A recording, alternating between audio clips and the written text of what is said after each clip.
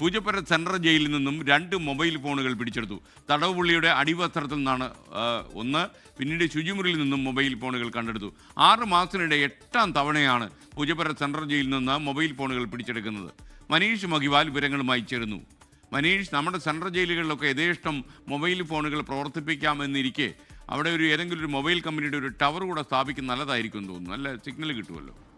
Good morning. ആ വിധത്തിലാണ് കാര്യങ്ങൾ. കാരണം കഴിഞ്ഞ 8 മാസത്തിനിടെ 6 തവണ എന്ന് പറയുമ്പോൾ ഫോണുകളുടെ എണ്ണമല്ല 6 തവണ, 12ഓളം ഫോണുകളും ഫോണിൻ്റെ ഭാഗങ്ങളും കണ്ടെടുത്തിട്ടുണ്ട്. കഴിഞ്ഞ ദിവസം നടത്തിയ ഒരു ഇൻസ്പെക്ഷനിലാണ് 2 ഫോണുകൾ കണ്ടെത്തിയത്. അതിൽ ഷെഫീഖ് 28 വയസ്സുകാരനായ ഒരു ബലാത്സംഗ കേസിലെ പ്രതി കൂടിയായിട്ടുള്ള ഷെഫീഖിൻ്റെ അടിവസ്ത്രത്തിൽ നിന്ന് ഒരു ഫോൺ കണ്ടെത്തി. മറ്റൊരു ഫോൺ ശുചിമുറിയിലെ ഡ്രെയിനേജ് സിസ്റ്റത്തിൻ്റെ അകത്ത് ഒരു പ്ലാസ്റ്റിക് കിറ്റിനകത്ത് പൊതിഞ്ഞ നിലയിലായിരുന്നു ഫോൺ ഉണ്ടായിരുന്നത്. നമ്മൾ സിനിമയിലൊക്കെ കണ്ടിട്ടുണ്ട്, ഈ ക്ലോസറ്റിനകത്ത് നൂല് കെട്ടി മൊബൈൽ ഫോൺ ഇടുന്ന രീതിയൊക്കെ സിനിമകളിലാണ് കണ്ടിട്ടുള്ളത്. അത്തരം കാര്യങ്ങൾ ജയിലിനുള്ളിൽ നടക്കുന്നത് യാഥാർത്ഥ്യമാകുന്ന ഇത്തരം സംഭവങ്ങളോടുകൂടി തന്നെ തിരിച്ചറിയുകയാണ്. അതിലുമേറെ പ്രധാനപ്പെട്ട കാര്യം, കഴിഞ്ഞ 2 മാസത്തിനിടെ 4 തവണ കഞ്ചാവ് കൂടി പൂജപ്പുര സെൻട്രൽ ജയിലിനകത്ത് നിന്ന് പിടികൂടിയിട്ടുണ്ട്. പക്ഷേ ആ കഞ്ചാവ് ആരുടേതാണ്, ആര് ഉപയോഗിച്ചതാണെന്ന് അടക്കമുള്ള കാര്യങ്ങൾ നിലവിൽ കണ്ടെത്താനായിട്ടില്ല. ഈ ഫോണുകൾ പിടിച്ചെടുത്ത സംഭവത്തിൽ നിലവിൽ ജയിൽ വകുപ്പിൻ്റെ നിയമം അനുസരിച്ചുള്ള കേസ് പൂജപ്പുര പോലീസ് രജിസ്റ്റർ ചെയ്തിട്ടുണ്ട്. ഇയാളെ പ്രതി കൂടി ചേർക്കും. പക്ഷേ മറ്റു ഫോണുകളൊക്കെ തന്നെ കണ്ടെത്തിയത് ആരുടേതാണെന്ന കാര്യങ്ങൾ ഇപ്പോഴും അന്വേഷണം നടക്കുന്നതല്ലാതെ അത് കണ്ടെത്താൻ സാധിക്കില്ല.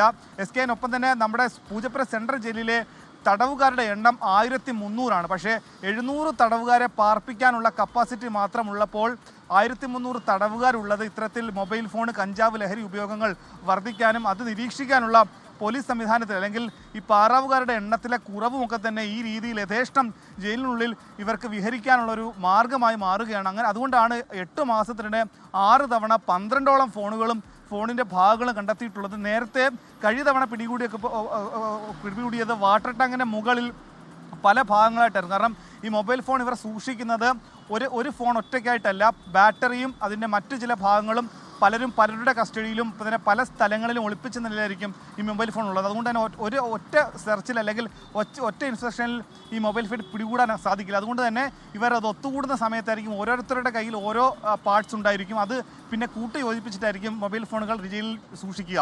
എന്താണെങ്കിലും ഇത് സംബന്ധിച്ചുള്ള പരിശോധനകൾ വരും ദിവസങ്ങൾ ഉണ്ടാകുമെന്ന് ജയിൽ വകുപ്പ് അറിയിക്കുന്നുണ്ട്. ഒപ്പം തന്നെ ഈ ഫോണുകൾ ഉപയോഗിച്ചത് ആരെന്നറിയാൻ വേണ്ടി IMEI നമ്പർ ഉപയോഗിച്ചുകൊണ്ട് ഉടമയെ കണ്ടെത്താനുള്ള ശ്രമമുണ്ട്. പലപ്പോഴും ഉടമയെ കണ്ടെത്താൻ വേണ്ടി എത്തുമ്പോഴായിരിക്കും ഉടമയുടെ കയ്യിൽ നിന്ന് മോഷ്ടിച്ചതോ അല്ലെങ്കിൽ ഏതെങ്കിലും വിധത്തിൽ ഉടമ അത് വിറ്റ ശേഷം പിന്നീട് കുറ്റവാളികൾ ഈ വിധേന ഉപയോഗിക്കുന്നതായിരിക്കും. അതുകൊണ്ട് തന്നെ മൊബൈൽ ഫോൺ വിൽക്കുമ്പോഴും ഇത്തരത്തിലുള്ള കരുതൽ വേണമെന്ന് കൂടി അറിയിക്കുന്നുണ്ട്. SK. Thank you. മനീഷ് മഹിവാലാണ് വിവരങ്ങൾ നൽകിയത്. ലോകത്തെവിടെയായാലും ഏത് സമയത്തും 24 വാർത്തകളും ഓഗ്മെന്റഡ് റിയാലിറ്റി പാക്കേജുകളും എക്സ്പ്ലെയിനറുകളും വിശദമായി കാണാൻ ഞങ്ങളുടെ YouTube ചാനൽ നിങ്ങൾക്ക് സബ്സ്ക്രൈബ് ചെയ്യാം.